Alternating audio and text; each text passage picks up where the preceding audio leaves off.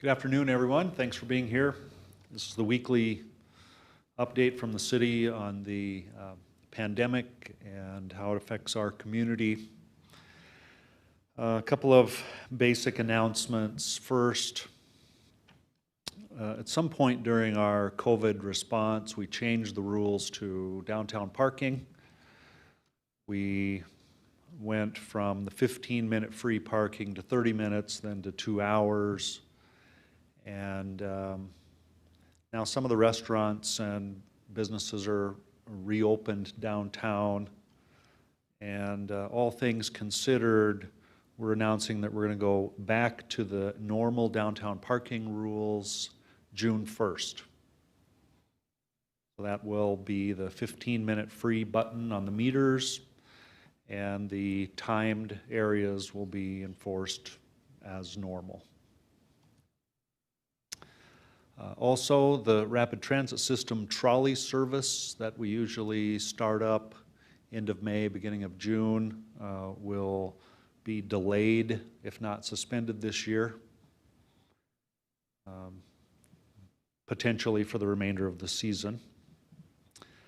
Our airport is reporting reduced activity, as you would suspect, but the April report is in, and the reduction in passengers in April is down 92%. So, and then year to date, compared to last year, our reduction in passengers is down 30%. So a pretty dramatic decrease in activity at the airport. Changing topics, Feeding South Dakota had a food distribution event at the fairgrounds on May 6th. They provided food to 380 customers at that time. That number's slightly down. Meals on Wheels reports regionally gaining 20 to 30 patrons or recipients each week, and are currently delivering between 1,100 and 1,200 meals per day regionally as well. Meals on Wheels also reports what I think others are feeling but haven't reported yet, and that is that it's been a bit of a struggle finding canned food and non-perishables. So those particular commodities are very important to places like Feeding South Dakota, Meals on Wheels, and other community groups that are trying to feed the hungry, the poor during this time. So concerning COVID-19 positive case number counts, if you've been following the Department of Health website, you've been seeing an increase over the last several days. So there's been a rise in Pennington County in active cases. And there's been a rise in statewide cases as well. And we're at the point where I think it's safe to say the Smithfield numbers are no longer dictating our overall state change. We're seeing increases in a variety of counties. Union County, Brown County, Minnehaha and Lincoln continue to go up. And now Pennington County's on a bit of an upturn as well. So what we notice here in Pennington County is that a number of the recent increased positive cases seem to be from the Native American community.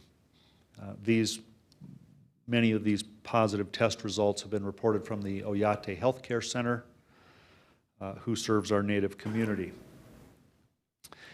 And that brings me to the question of the day, or I'll say since you haven't asked it, I'll say the answer of the day. And that is the Walmart case confusion. This is a slow developing, but finally I think we've got the information now to clear all of this up with the rumored Walmart cases. Beginning early in the week, Monday, Tuesday of last week, there were rumors of Walmart employees testing positive. And So that spread throughout social media and throughout the community. And then following that, in the next couple of days, there was a noticeable lack of public health notice from the Department of Health. So typically we have seen, especially East River, but it's been West River to a small extent, and that is when there's an employee or some individual associated with an organization and there's a potential for exposure, the Department of Health will report that so that people may make that connection that they may have shopped in that particular store and that they should think about isolating themselves or watching for symptoms. Well, that didn't happen in the Walmart case, so that started to raise suspicion. And maybe nothing will fuel a rumor more than additional suspicion, so the rumors continued. Last Friday, we sent an email to the Department of Health asking specifically about the Walmart case. We received an inquiry on the same day, but the response we got didn't seem to match what we knew about this potential case. So, for the moment, that caused a bit of suspicion on our part as well, adding to this mystery that's unfolding over a few days here. Finally, over the last couple of days, we have realized we were talking about two separate cases. We were asking questions on, I'll say, case number one. They were answering questions assuming we were asking about case number two. So there was, in fact, two Walmart employees that tested positive for COVID-19 early in the week around May 4th. Both of those cases were investigated by the Department of Health almost immediately. One was an immediate test result at the Oyate Center, and one was a test result somewhere else that took a couple of days to process, but both of those were investigated right away. And it was determined that both employees were wearing personal protective equipment. In one case was behind a plexiglass barrier. In another case, Walmart reviewed video of the employees' activity over the last few days and determined that they had nearly no customer contact, but in addition was wearing personal protective equipment. So it was the determination of the Department of Health that there was no justification for a public health notice. That's why we didn't hear about this.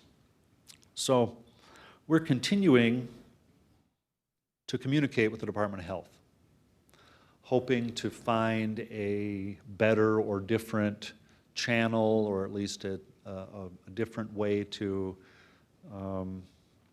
raise these questions in a more timely manner so that we can get the rumor squashed. But in a sea of suspicion, that rumor, I say that rumor lives no matter what we do to try to counteract it. These are suspicious times, and there's plenty to verify that on social media right now. So I'm relieved and I'm satisfied that the Department of Health did their due diligence to protect the citizens of South Dakota. I think part of the communication gap was us not wanting to bother them with a rumor. We certainly don't intend to send questions to them every time we hear another rumor, but I think we delayed our communication to them a little bit, and then we had the confusion of the two cases rather than one. So I think we're in good shape now. So that brings up the next topic, which is the reality of public health information and how it's collected and how it's disseminated. People like me across the state and across the nation are standing up and addressing constituencies and the press about public health issues when we may not have all of the latest relevant public health information. That's because, in large part, of the HIPAA privacy laws that prevent healthcare providers from directly communicating to other individuals, including government, about specific cases. There's a great deal, I've tried, I'm one of the people that have tried to read and understand the HIPAA regulations, and even the federal government's attempts to break it down so that everyone can digest it just seem to make it more confusing. But the people at risk here with unlawful or inappropriate dissemination of information are those healthcare providers. So they're being careful. I'm not saying they're being mute, but they're being careful about what they're sharing. And the exception, I should say, to those HIPAA reporting laws would be the Department of Health during a medical public health emergency. So essentially that means we have one inlet and outlet for official public health information, and that is the State Department of Health. So it's good that we try to work with them to get the latest information. It's good that we use them as a clearinghouse for resolving questions or concerns. However, what that doesn't do is provide real-time, up-to-the-minute information to every consumer who wishes to have it. We're just not going to have that out in the community. I think part of the need of that is for our own morbid curiosity. The other part is because we feel if we're armed with all the gory details, we can somehow be safer. But I just want to reiterate that the safety precautions you are taking today do not change because we have more cases in Pennington County than we had last week. They should be the same measures. And as we go on into the weeks and months ahead, the number of cases reported really should not have a great effect on how careful we are in this community. You should just be careful. So any information I get outside of the Department of Health is similar to a rumor. And the city will not report on a rumor. But the city may report on information that's been directly communicated to us from a reliable source when the information is in the public's best interest. So no one, in my opinion, is trying to keep anyone in the dark. But I think the State Department of Health is saying, without saying, they want us to trust them with the information. So as time goes on and as we run into more of these confusing circumstances and go through the problem-solving process of asking the Department of Health what happened, and as we all get better at doing our jobs and then communicating, I think we'll be able to start earning that trust. But honestly, government entities like us are, by a portion of the population, being labeled now as part of the propaganda machine. And they don't need traditional media, they don't need government information because they have the ability to go on YouTube and find someone talking about it. So communication's always going to be a challenge in this pandemic, especially if you have already concluded you cannot trust the government to communicate public health data to you. It's going to be a lonely several weeks and months ahead when you're trying to be your own expert on public health information. So again, we certainly are aware that the cases in Pennington County are going up. We're not seeing an out-of-control outbreak at this point. We are getting some emails and calls of people wondering if it's time to shut down the city again and so on. We have 30-some positive cases in a county of 111,000 people. And so certainly this is not the trigger point when we start enforcing a curfew. We need everyone to take their part in this and do their own job protecting themselves and those around them. So I would take questions from the press in the room. Hello, it's KOTA. My name is Cho Yilin.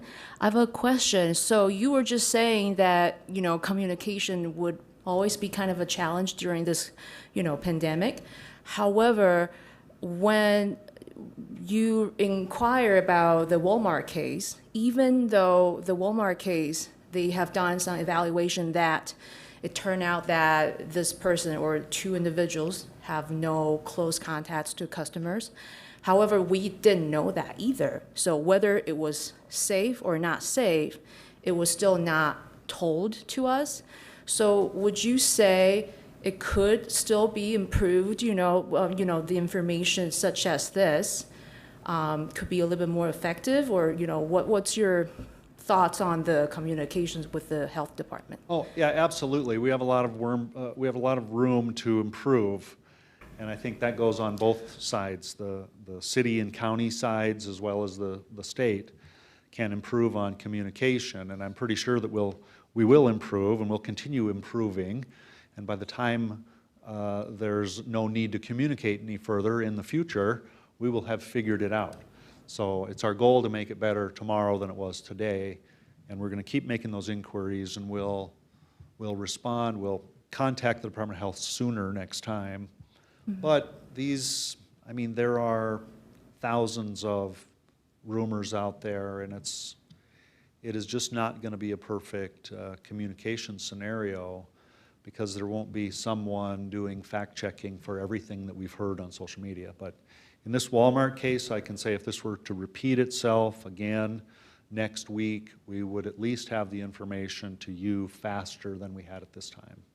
And then just a quick follow-up. So with a little bit more cases as we see going on, but the state doesn't have a statewide mandate on, either stay at home or wear certain masks, or protective gear.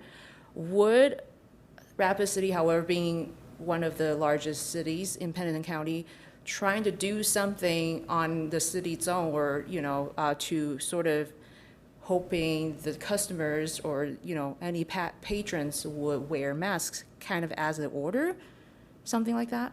Well, we reserve that ability to do that. I think it's important, though, when you're talking about government intervention in our daily lives, there has to be an emergency, which we have. There also has to be a certain tolerance for that intervention. And there has to be a realistic ability for us to achieve a goal by intervening. And so I think that further government intervention should be avoided, if at all possible, by the public doing the best job they can do to be safe, pick alternative shopping times, all of the measures that we've talked about in the past, to help us avoid that. Government lacks the ability in a democracy or in a constitutional republic of controlling the population. We've had traffic laws for 120 plus years. We still have people speeding today. We still have police officers trying to impose the government's will on this people violating the speed limit, but there's still tomorrow somebody willing to violate that government mandate. And so we really have to balance our likely effectiveness in improving the situation versus causing more damage. And that's not, it probably sounds confusing, but I'll tell you it's not as easy as it sounds to really come to that conclusion. I hope we don't react to an outbreak and impose further restrictions, but we reserve the ability to do that.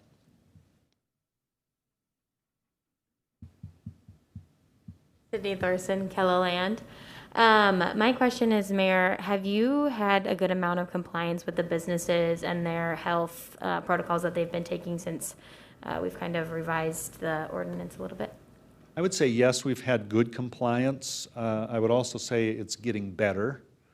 I have, the last couple weekends, been to a particular store in town, and the noticeable difference from one weekend to the other was the additional barriers put up, the additional cleaning procedures that everyone observed, floor markings, signs in the aisleways, that sort of thing. So I think we are getting good compliance. Now, I can't testify if there is bar patrons getting too close to each other or horsing around, you know, after a couple drinks. I mean, again, people have free will. They will violate the preferred standards or the recommended standards for safety, and some of those may pay the price of becoming ill because of it. And just a reminder, the goal never was to avoid this virus. It's here, and it's likely going to run its course, and we get to decide how quickly it runs a course and how broad of a portion of population may be affected by it. But we can't control whether or not it exists in our community. So we've had a chance to review, at least anecdotally, the impacts of closed businesses, either by the choice of the business owner or by the mandate of the government, to see what the economic impacts of those are, to see this shelf of unemployment protection that is coming to an end for many employees that will have to make a decision to go back to work or to stay home unemployed. And so there are a lot of factors here that have to be weighed.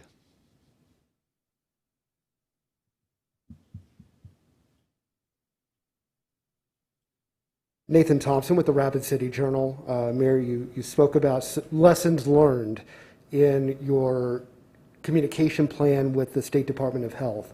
Can you speak towards the communication that you've had with personnel at the Oyate Health Center, since you said that this does appear at this point to be predominantly impacting the Native American population? Yes, I've received some general information about the number of positive tests coming from there, inquiries about the city's willingness to allow or either participate in the isolation of patients from that facility. So I have had contact with that organization, as well as the Great Plains Tribal Chairman's Health Board. And I believe I have accurate information that does not contain any names or specifics of any individuals. But I feel like the lines of communication are open, even though in black and white it might appear that the HIPAA restrictions would seek to close those lines of communications. We have a need to provide information to the public, I think, that wasn't fully contemplated in some of those regulations.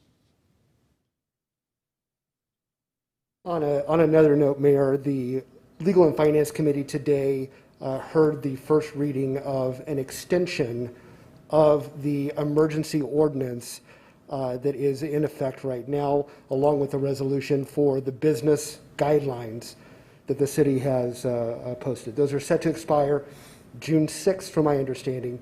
Could you go into detail what this new ordinance, as it progresses along, what this new ordinance would accomplish? Well, the new ordinance is the foundation for the regulations that we imposed March 27th and that we later modified by resolution in April. So when the ordinance comes to an end, when it expires, then so will the resolution. If the resolution expires, then we go back to the original ordinance, which has harsher restrictions.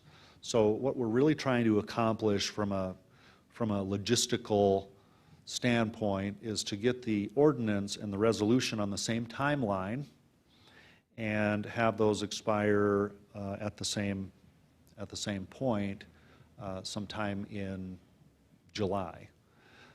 And so, and if we have a change in the circumstances here, we can lift those restrictions any time up to that point, but putting a deadline on it forces us to reevaluate it rather than forget about it and leave it in place forever. So it's the same ordinance, same resolution with its intent, and it would seek to keep the same restrictions in place that are in place today throughout at least all of June. Chelsea Dickens, News Center 1. I have a question going back to the Native American population and how they're impacted by COVID. We understand that there are populations that are more vulnerable to COVID-19. So what does the city have in terms of an understanding about how certain populations are impacted, and what can the city do in regards to that? Well, the city doesn't run a hospital or any of that type of thing. We have created an emergency homeless shelter for sick, chronic homeless individuals, which are not the majority of the Native American population. They're a very small minority of it. So, but we understand fully that generally speaking, the Native American population is more vulnerable. There's a higher rate of diabetes and high blood pressure and some other ailments that have come through genetics. And so the Oyate Healthcare Center is very concerned about this and is taking special precautions to care for the patients who are ill. And so during this time, we would offer them our support and have opened those lines of communication in the event there is something the city can do.